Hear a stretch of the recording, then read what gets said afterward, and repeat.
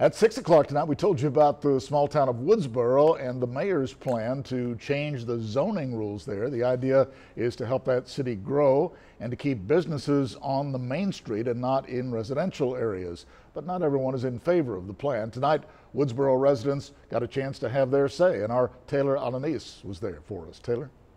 Yes, Joe, at tonight's public hearing, members of the Woodsboro City Council say they were surprised at the pushback from residents when it comes to helping the city grow.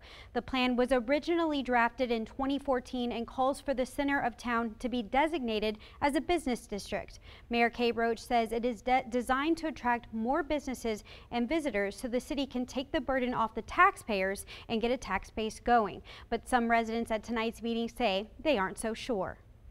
I think the concern is probably being more taxes, that there already is existing, and afraid that they're going to get so high.